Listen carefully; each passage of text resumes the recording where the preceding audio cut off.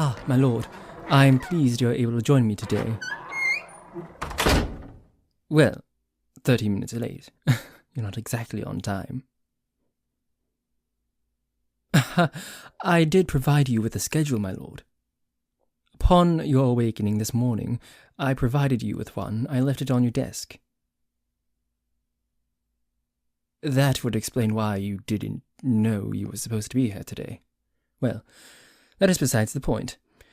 You are here now, even if it is 30 minutes late, and the goal for today is to teach you etiquette. You are supposed to be meeting with Lord Zander in the next coming weeks. I haven't received an official date, since he is also busy, as he said, so I unfortunately don't know the date, but it is going to be sometime next week or 2 weeks later. Yes, I know it's vague. It bothers me too. This is absolutely necessary. Must I remind you, my lord, of your meeting with Lord Zander a month ago? That didn't go exactly well, to be very nice about it. So I decided to take the liberty of myself to plan all this out, for me to try to teach you etiquette. Like I said, it is absolutely necessary that you must do this properly, so the debacle of last month doesn't repeat itself. You can roll your eyes all you want. This is your duty, and it must be fulfilled. I'm sorry, but this is just what you must do. Now, anyway, enough of this insubordination. Please go take a seat at the table over there. I shall pull up the chair for you. There you go. Now please sit. No, not like that. Don't put your hands on the table as you sit. First of all, you're not 80. Second of all, it doesn't look pretty. You would like to sit without touching the table. Don't do anything. Just gracefully sit that bottom of yours down without touching the table. Feel free to touch the armrests if you so wish, but do not touch that table. That was a bit aggressive, but it will do. Next time, try to be more softer with your landing, because it will not look nice to the guest. It will make it seem like you're upset, and even if you are, you're not supposed to show it. Now, do you remember the way how you're supposed to eat your meal? Well, let me rephrase that.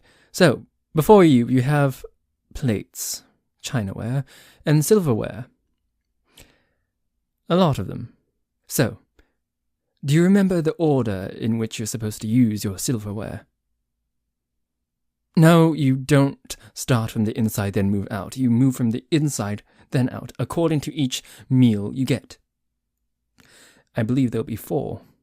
So, according to that, you're supposed to start with that one for the beginning meal, then this one the next, then that next, and that one last. Understood? Good boy. Now, I didn't call you anything. Now, the tea cup. I would like you to hold it. Oh, you look like a barbarian holding that. Why are you grabbing it like that? Ugh, it's not a beer mug, or whatever those things are called.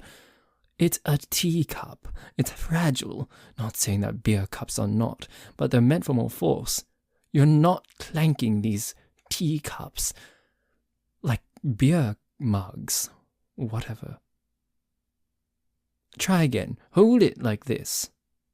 So, follow after me. First, place your thumb and forefinger between the handle. You would like to pinch your thumb and forefinger together as they meet near the top of the teacup's handle. There you go, like that. Second, you would like to support the bottom of the handle with your middle finger. No, not like that. That's a bit much. It's going to look like you're flipping off this person subtly. There you go. Now, third, keep your ring and pinky fingers tucked in.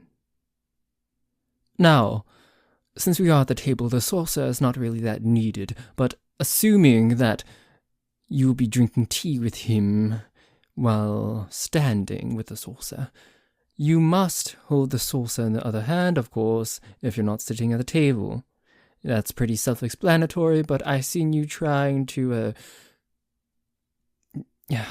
do some tomfoolery with your saucer. For goodness sakes, you were drinking out of it. Not drinking out of it, you were drinking out the teacup, and you put the saucer to the side of you. You put your hand down. No, you're supposed to keep the saucer in front of you. Don't put it on your side. It looks weird. Anyway, this is such malarkey. Anyway. Now, assuming you want to put sugar in your tea or milk, you want to stir delicately with a spoon. Don't clank it around. You are not in a factory. So, watch this. As I stir, notice how it's not making any noise with the side or bottom of the teacup. It is very demure, very mindful, and I must admit, very cutesy, and not barbaric at all. Now, try to repeat after me. There you go. Like that. You must do it slow. It must be slow, because if you do it too fast, you're just going to start clinking it, and even if you don't, the tea is just going to swash around everywhere, and it might even spill onto the saucer, worse on yourself.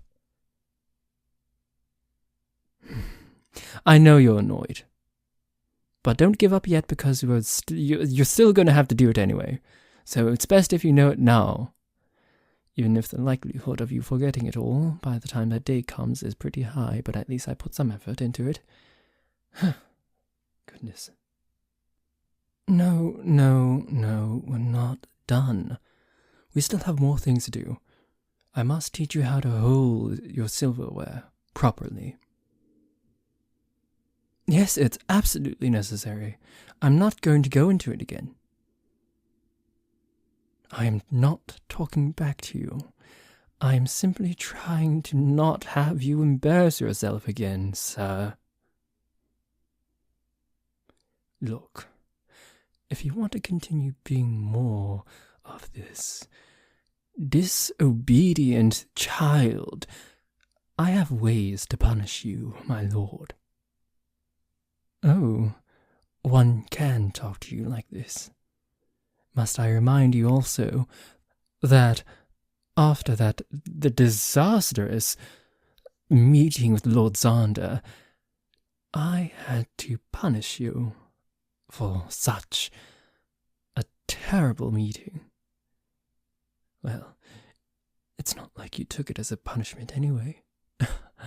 You were on that bed with your eyes rolled back as I had you in handcuffs on that bed, yet also had your feet strapped to the bed.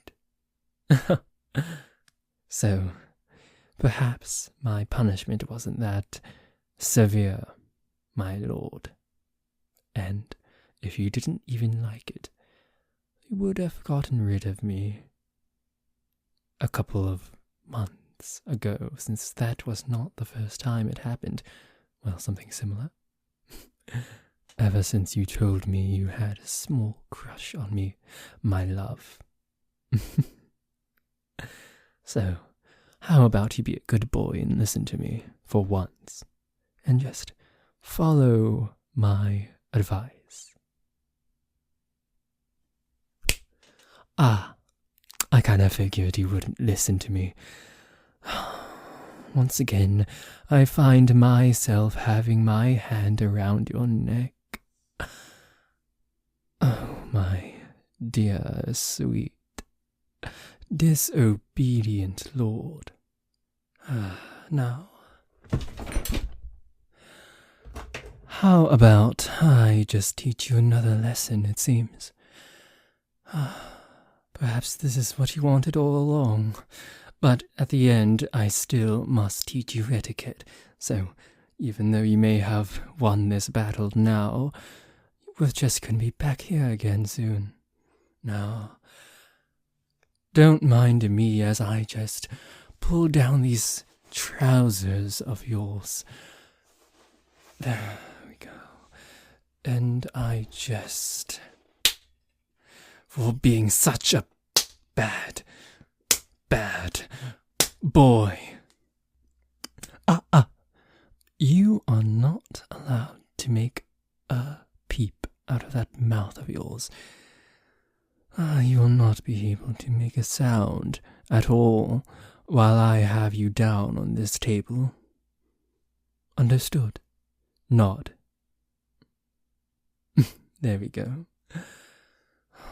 For being such a naughty boy, you are not allowed to make a sound, nor will I let you release yourself, if you know what I am referring to. How sad. I don't have a gag or my handcuffs, so I just have to make do with what I have right now, which is just these ropes, which usually do come in handy for my actual job. But it will come in handy now, so how about you just lay there on the table, being pretty as you always are, and just let me take care of you, and also punish you. Oh, you're still going to be so pent up after I'm done with you. It's gonna be so funny watching you just squirm around, trying to control it. You might have to take care of it on your own, and I will just have to kindly decline because you were being such a bad boy. Now, maybe once you start to get your act together, then I can indulge you, my love. But for now, you just have to deal with it on your own. Now just lay there and be a good boy. So, that was that audio. Yeah, I decided to do a little bit more spicy audio. And a Butler one, because I haven't done one in a while, I think. I don't remember when was the last time I've done one. But yeah, Butler audio. Now, thank you all for listening. Please do like, subscribe, comment, and share. Do it. Come on, do it. And subscribe too, as I said before. Please. And yeah, so thank you all for listening, and I will see you all in the next audio. Bye-bye. Oh my goodness, of a short outro for once, somewhat short.